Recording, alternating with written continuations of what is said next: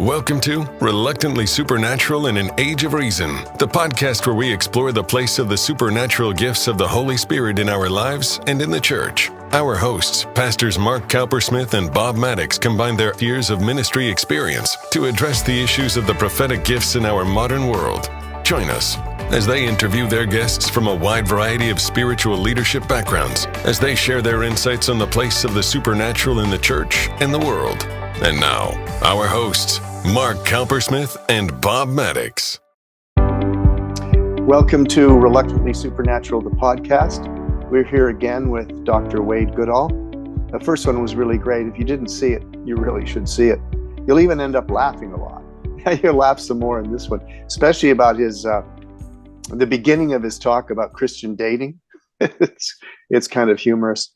But the real substance of this interview is about the experience of being baptized in the Holy Spirit.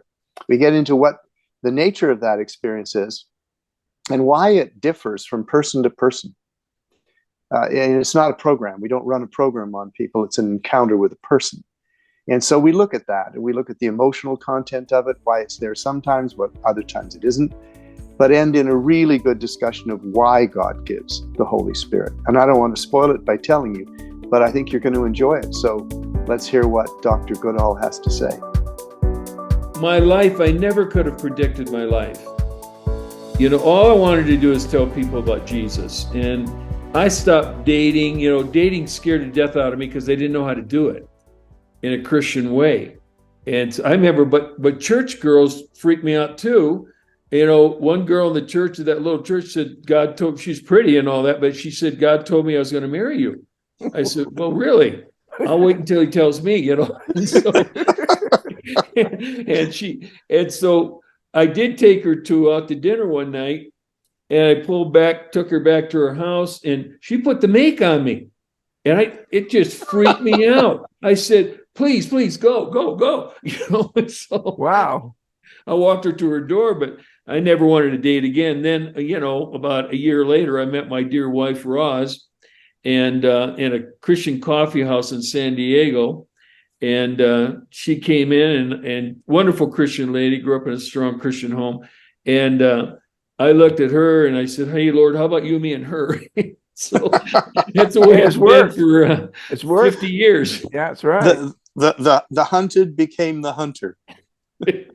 Hey, I got a question for you, Wayde. Returning to that moment when you went over to Van's house and he recognized the Spirit on you. Yeah. And then you had that moment, that exploding of the gift of tongues. Was there an emotional content to that experience? And if so, what was that emotional content? Well, the emotional part was the senses, where you sense the presence of God in a very powerful way. That's what I felt. And I wouldn't say it's any different than what people sense when they go to church and they really sense God's presence in that service. It was like that, no question that. And then it was almost like I could control speaking in tongues, but I wanted to because I knew that was part of being filled with the Holy Spirit. Okay. Now, you don't have to speak in tongues. Like anything else, you can stuff it. Yeah, you have control. God never abdicates your control. Right. He said the spirit of the prophet is subject to the prophet. That's right. Yeah, okay, I wrote a book called The Blessing, and it's about the baptism of the Holy Spirit. It's used, and I write it in a little bit of a non-traditional way, but I tell people, chill out, relax. You know, if you don't want to speak in tongues, you don't have to. It's going to help you if you do, but don't do it when you're on the train, or don't do it when you're riding a bus. You know, just you have control of this, and there's wisdom applied and all that. So I'm sorry, I interrupted your question, Mark. Well, here's what I'm curious about. Traditional Pentecostal theology associates the gift with a tremendous spiritual experience and an emotional experience, usually of love or of profound peace or joy, something clearly evident and powerful. And I wonder if, I know many people I've seen received the gift didn't have that experience that accompanied it. So they doubted whether their experience Oh, yeah. vocally was real. And I'm trying to understand the baptism of the Holy Spirit and the kind of emotions that accompany it and what we might expect. I'll give you, for instance, when I entered into the things of the Spirit, I didn't speak in tongues for several years, but I had a profound baptism of the love of the Father, Sure. the Spirit of adoption. So when the gift of tongues came for me, it was a very rational decision. God said, you can do it right now if you want to. And I said, really? And he said, yes, start. And out came a language, but it was never accompanied by that overwhelming emotional experience, say, of peace or joy or love. So how do you, as a theologian, explain these two things? The gift of tongues, over and against, not against, but juxtaposed to the experience of God's love, or the Father heart of God, or the peace or joy. Yeah, I think, I'm also a trained counselor at the doctoral level, and I think we have to understand different personalities, different backgrounds. Some people are afraid, and some people just don't know. They're agnostic, or they've been this experience has been bashed by different denominational groups or people groups. And so they're just unaware, and so they don't have a lot of feelings. And I think it's both. And I think you can have great feelings, very likely. And on a day of Pentecost, when tongues of fire and all that, there was a lot of radical things going on there, and still could go on in other locations. And then you have, the house of Cornelius that Peter was just talking to them, and they started speaking in tongues. They got baptized in the Holy Spirit. I'm sure the presence of the Lord was in the room, but there's all different kinds of personalities, and it doesn't talk about a great emotional kind of a deal going on in that house, and his relatives too. So I think people are different, and I try to tell people everybody's not the same, and everybody's background is very different. And there's some people that have a great fear because of the way they're raised. And so they kind of creep into it very slowly and, hoping it happens. So I don't pay attention to emotions many times. I don't have emotions a lot. But I have a lot of faith, and I believe the word, and I don't need emotions to make me believe more. We depend too much on that, I think. Yeah. Just my opinion. Yeah. But then there's others for whom the emotional experience is the certification of its reality. Sure. And I think that's fine. Everybody has different experiences in the Lord. And it's like the Corinthians passage that there's so many different kinds of gifts that people are given. And, there's the Romans gifts of, leadership and all that. Then you have the charismatic gifts that are given, Paul gives us. And there's just different areas that people have gifts in. But the experience of the baptism of the Holy Spirit, it's also, I believe, gifts come with that gift. And it's just different for everyone. It's hard for me to compare myself to you because you have a very different gift mix than I do, and so does Bob. Bob and I know each other forever. But God uses in different ways, and we have different experiences and all of that. So I try to be very flexible with everybody. And when they have this, I give them the example of, hey, these women scared to death out of me. Exactly. I had to get alone in my own business doing my work before I could have an open mind. So. Well, Wayde, here's the thing, Wayde. I'm going to ask you a question in a minute, but I'm going to preface by saying this. When you read in the book of Acts, and Jesus is preparing them for this baptism of the Holy Spirit, he says, you will receive power and you will be my witnesses. Yes. And so my question is, did you, after you experienced this, did you sense an endowment to share and be a witness? Absolutely. I was out of control. I wanted people to come to the Lord so bad. One day, this guy's arguing with me in the cafeteria because I'm trying to tell him about the Lord. Now, I knew the Lord maybe 6 weeks at this experience. So I quit. By the way, I quit the boxing team 2 weeks away from the All-Navy tournament. I only had one fight to go. Wow. And I said, how in the world can I hit anybody? I don't want to hit anybody anymore. I stopped hunting. I do fish. I just don't want to hurt anybody. So anyway, but I still had that nature a little bit. So this one guy's arguing with me about Christianity. He's another denominational group that doesn't believe in the Holy Spirit and believes in some other things. And he's decided he wants to argue with me. And so I don't know what happened to me. I rushed him, picked him up by his collar and threw him against the wall. In the name of the Lord. I'm so full of love right now. Okay, man, I'm with you. I'm okay. I'll speak in tongues. I'll speak in tongues. Just don't hit me again. What is wrong with me? So I mean, I have such a hunger. One day I like to walk and pray a lot, and so I can do that for hours. And so I was walking this golf course on the Air Force base, and I said, Lord, I'm so hungry to lead someone to you. I just have to tell another person about you. Is there anyone on this golf course I can tell about you? And I saw this guy about 200 yards away. He was all alone on this green putting, and probably an Air Force officer. And so I went running at him.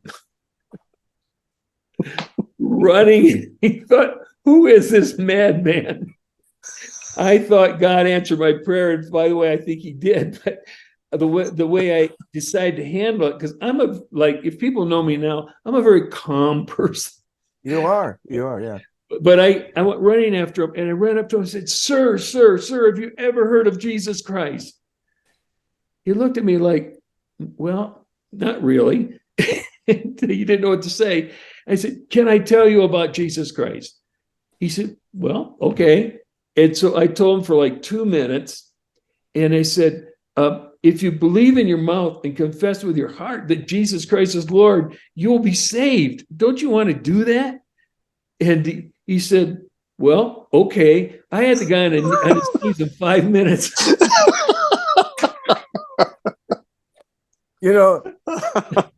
That's how it was in the early days of the Jesus movement. And I mean, we were radical about sharing our faith. I mean, literally, God just empowered a whole generation to share it. And I think that it was directly connected to the fact that so many people experienced the supernatural baptism in the Holy Spirit. Yeah. Not just speaking in tongues, though. There were the other gifts began to manifest. Healing, prophecy, deliverance, all these things, discerning of spirits, started to be released. It just amazes me what happens when people experience the baptism in the Holy Spirit. And I'm sure that's why there's been so much controversy around it, because I don't believe that the devil wants people to be baptized in the Holy Spirit, because it empowers them with such boldness to share Christ. And you saw that. I mean, and sometimes, we lacked wisdom. That happens, but that does not nullify the need for and that's what Jesus said. You will be endued. You will be literally clothed with power, and you will be my witnesses when you experience the baptism of the Holy Spirit. So that was encouraging, and also a little bit humorous that how he shared about that. It was. I'm really comforted by the fact that, and this is important because Wayde has a psychological background. And that makes him very attuned to people's backgrounds and what they bring into the experience when it happens, how they understand the experience. And the real message here is the experience isn't always the same. It doesn't always have the same emotional content each time. I think one of the things that fascinates me about God is how adaptable he is to the individual. It's not a one-size-fits-all experience. He adapts how he comes to people according to who they are, what they can understand and accept.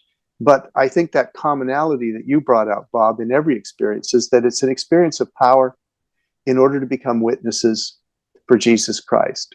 So we should expect to be transformed, to become bolder, stronger, more confident in talking about the Lord. And I think Wayde did a wonderful job of setting that up for us. So as always, stay hungry. See us on the next one.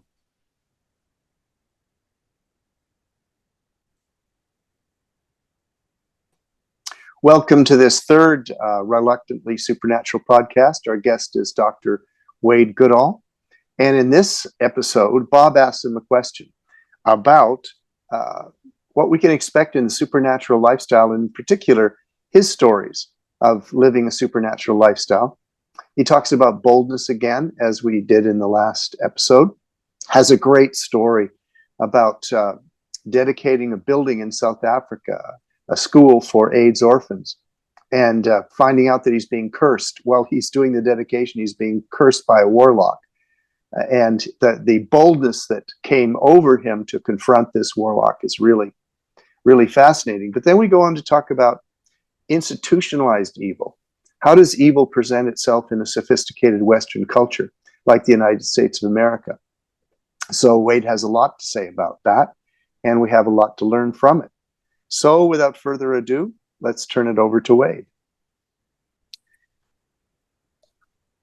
You know, Mark, I love the fact that he really talked about what's going on in the demonic here. And you know what C.S. Lewis said, you know, that the devil either wants you to think he's so big and he frightens and scares you, or he wants you to think he doesn't exist at all. And of course, in our Western culture, even though we're more and more now, the supernatural is coming out in television and movies and other things. For the most part, though, the devil moves, and his minions move in the unseen realm to influence the minds and philosophies that are out there. And you can see it because I think one current writer, author, is pointing out it's like these ancient gods are reemerging, the same kind of gods. And he mentions Baal, okay? They are reemerging in our day. They're manifesting themselves in a sophisticated way, but nonetheless, they are there. And I'm wondering, he talked about rebuking the demonic in that man. Maybe we need to rise up and also rebuke and take authority over these unseen, kind of hidden demonic forces that are moving in our land today here in the United States. I think one of the most disturbing facts I've heard in a long time, just a few weeks ago, I saw a survey done by a university in America on spiritual beliefs, and they interviewed 1,000 Christian pastors. 65% of those interviewed didn't believe there's a devil, and the same percentage didn't believe there's a Holy Spirit. So when you no longer believe in evil, there's no reason for the power of good. Christianity turns into psychology, basically. This is a very frightening thing. And it goes to your point about evil that is hidden. In Wayde's point that evil in America has become institutionalized. It's part of our philosophy.